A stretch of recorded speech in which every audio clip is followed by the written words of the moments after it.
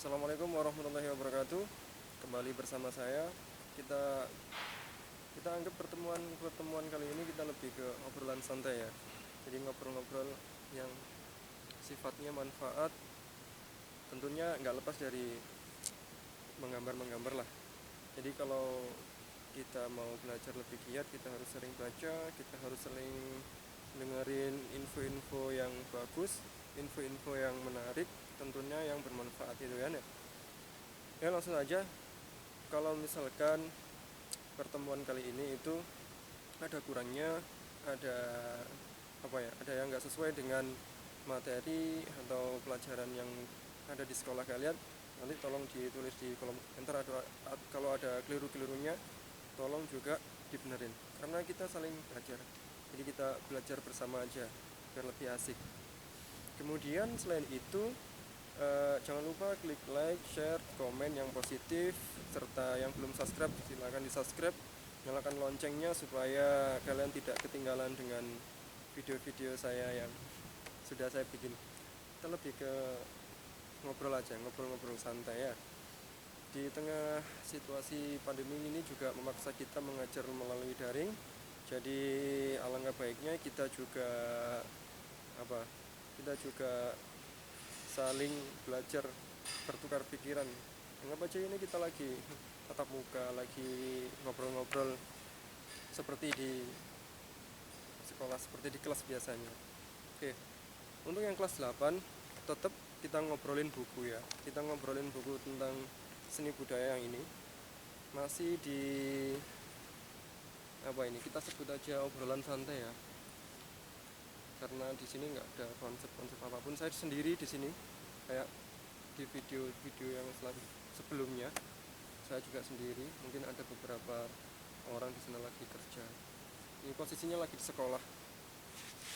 Kalau kalian mau main ke sekolah ya silakan, tapi nggak boleh ya kalau keluar sekolah. Oke, yang pertama kita mau ngobrolin tentang konsep dan prosedur menggambar model. Udah tahu ya menggambar model itu apa? Kalau kalian belum buka bukunya, silakan kalian ambil buku yang sudah kalian terima seperti ini ya. Kalian buka halaman 4. Di situ ada konsep dan prosedur menggambar model. Yuk. Konsep dan prosedur menggambar model. Yang akan saya jelaskan di sini adalah menggambar model tidak serumit yang kalian bayangkan. Menggambar model itu apa sih? Menggambar model ya ada model ya, karena harus menggambar itu yang ada modelnya, harus ada contohnya. Karena kalian bisa menggambar model bentuknya buah-buahan, buah apel, atau kalian menggambar bentuk-bentuk silindris, kubistis yang seperti kelas 7, itu kalian juga boleh itu menggambar seperti itu karena ada contohnya. Kalau yang di buku ini cenderung ke objek gambar alam. Kita baca aja. Konsep dan prosedur menggambar model itu merupakan kegiatan yang diawali dengan menentukan objek model yang akan digambar. Ini harus ditentukan dulu apa yang mau digambar. Nggak boleh diangan-angan khayal mau gambar kamu ya, nggak bisa. Harus ada contohnya seperti itu ya. Paham ya? Oke. Kemudian selain itu, objek gambar model dapat berupa hewan, tumbuhan, manusia, dan kumpulan benda-benda yang lain. Paham ya? Ngerti ya? Objek gambar model dapat berupa hewan, tumbuhan, manusia, kumpulan benda-benda yang lain yang disusun sesuai dengan komposisi, proporsi, keseimbangan, dan irama yang baik sehingga gambar memiliki suatu kesatuan. Bingung? Ya, kita kupas saja satu-satu. Kita baca ada dulu. Kemudian kita akan mempelajari gambar model dengan objek alam benda yang biasa disebut dengan gambar bentuk. Kalau di kelas 1.7 sudah belajar gambar bentuk, itu ada gambar bentuk kubistis, silindris, dan gambar bentuk bebas. Untuk gambar bentuk silindris dan kubistis itu hanya dasar saja.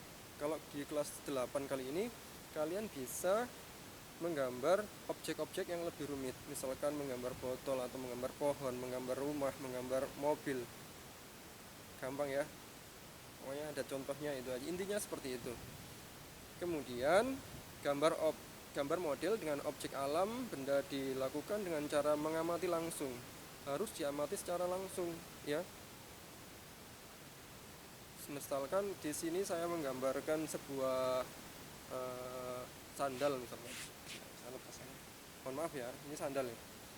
Saya akan menggambar sebuah sandal ini dengan cara saya mengamati langsung. Jadi nggak ngawang apa ya, istilah ngawang itu kalau bahasa Jawanya itu angen-angen. Jadi kita nggak angen-angen, kita harus ada objeknya, harus ada contohnya, mengamati secara langsung. Itu ya, paham ya. Selain itu, gambar model dengan objek alam benda dilakukan dengan cara mengamati langsung hingga dapat diketahui struktur, bentuk, dan bidang gambarnya.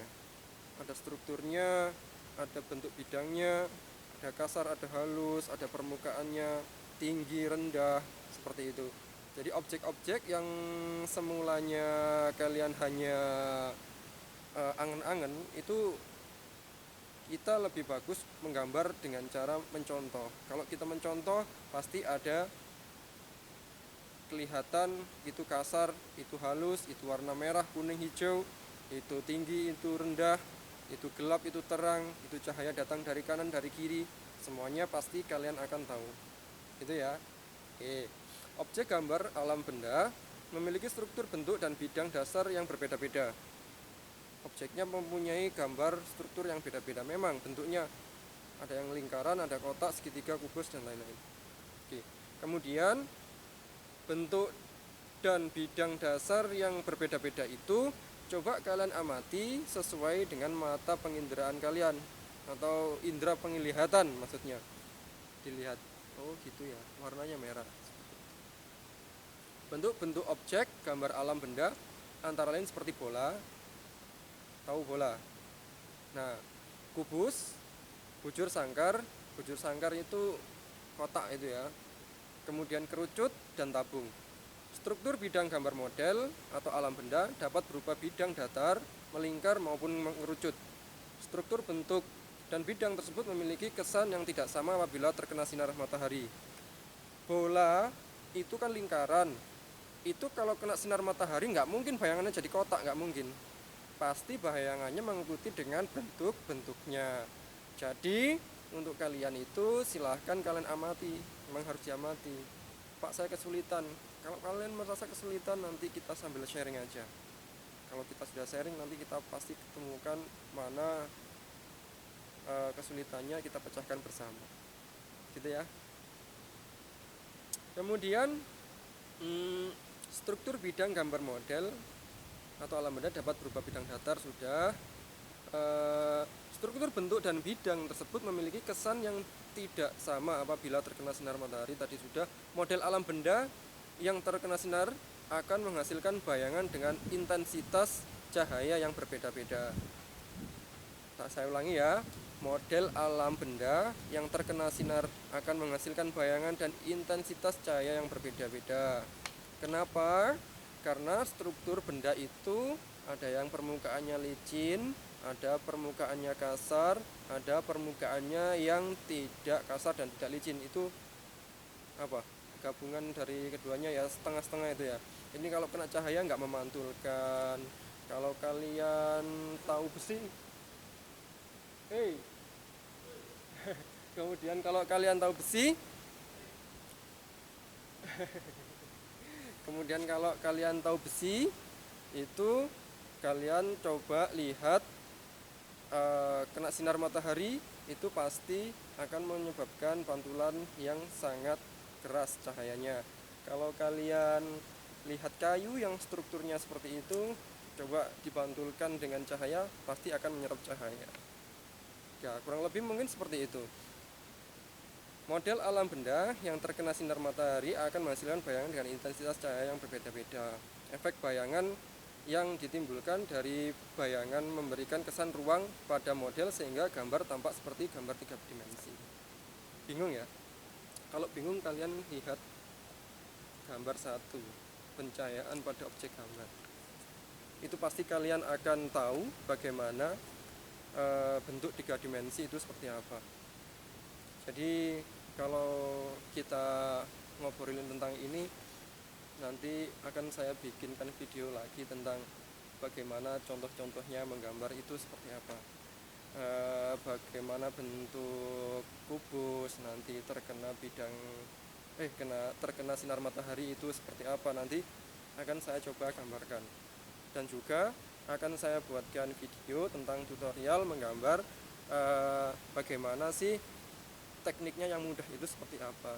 Jadi nanti ditunggu videonya biar kita lebih enjoy dalam berkarya. Oke ya, untuk konsep dan prosedur menggambar model kali ini saya rasa sudah cukup dulu. Di belakangnya kita coba baca dulu sebentar di halaman 6. Pada halaman 6 ini, menggambar model alam benda menuntut ketepatan bentuk dan karakter objek yang akan digambar. Model gambar sebaiknya diletakkan sesuai dengan jarak pengamatan mata kita. Model diletakkan tidak terlalu jauh dari pandangan agar kita bisa mengamati detail dari setiap objek yang digambar. Dalam menggambar, dapat menggunakan bidang gambar berupa kertas atau kanvas. Alat dan bahan yang digunakan adalah pensil, terus arang, pensil warna, krayon, cat air, akrilik, dan cat minyak. Nanti pengenalan alat dan bahan akan saya coba tunjukkan juga lewat video yang berikutnya. Kemudian nanti kita belajar bersama di sana ya. Untuk pengenalan gambar model kali ini saya rasa juga cukup. Kemudian di sini mungkin ada kata-kata yang kurang difahami, misalkan gimana sih menggambar model itu dengan jarak yang sesuai pandangan kita, yaitu menggambar model dengan jarak yang sesuai dengan pandangan kita itu melalui jarak pandang yang tidak terlalu jauh. Ya misalkan kita lagi di sini, nggak mungkin kan kita gambarnya jauh di sana, nggak mungkin. Terlalu kecil kita nggak bisa ngamatin gitu kan. Coba kalian amati tiang itu atau pot-pot yang di sana itu, nggak bisa. Terlalu kecil. Harusnya mata kita itu lebih dekat lagi. Atau misalkan jarak 1 meter atau 1,5 meter, kita itu coba untuk melihatnya itu bisa jelas ya, biar terlihat strukturnya, biar terlihat warnanya, biar terlihat gelap terangnya, jatuhnya cahaya, dan lain sebagainya gitu ya. Oke, untuk konsep dan prosedur menggambar model pada obrolan santai kali ini cukup sekian dulu. Semoga kalian juga ngerti apa yang sudah saya jelaskan di buku ini. Kita bedah buku ini aja, semoga kalian bisa menjadi manfaat untuk orang banyak kalau sudah ngerti ini. Oke ya, terus ikuti video-video saya berikutnya. Jangan lupa juga tonton juga sampai habis biar kamu juga ngerti juga gitu ya. Paham? Oke, terima kasih. Salam Rahayu. Assalamualaikum warahmatullahi wabarakatuh.